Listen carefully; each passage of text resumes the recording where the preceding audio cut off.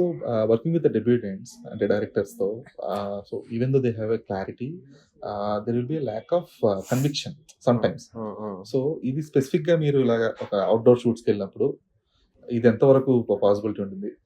Actually conviction తోనే debutants ఇదవుతారు. హ్మ్. I mean to say వాళ్ళకి కన్విక్షన్ ఎక్కువ ఉంటది. బట్ ప్రాక్టికల్ దగ్గర ఏంటంటే కొన్నిసార్లు వాట్ ఐవ్ నోటీస్డ్ ఆ కన్విక్షన్ తో పాటు కొంచెం చాదస్తం వచ్చి కొంచెం టైం ఎక్కువ తీసుకుంటా ఉంటారు. దీనికి ఆ ప్రాబ్లం లేదు. I think Ravi is like ముందు చాలా షార్ట్ ఫిల్మ్స్ కావచ్చు వర్క్ చేశాడు already. I okay. Think he work with some directors also.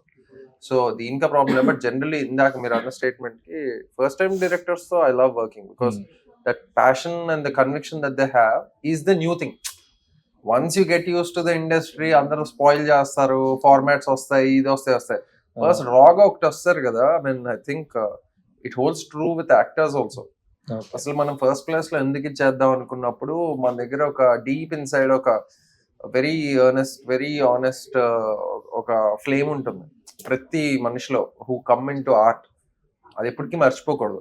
దాన్ని ప్రొటెక్ట్ చేసుకుంటూ వెళ్తేనే I feel like we'll survive as good artist are like people who can express the emotions and story telling కానీ expression కానీ అది intact ఉండాలంటే ఆ conviction ఆ చిన్న కోర్ ఎమోషన్ అనేది చాలా ఇంపార్టెంట్.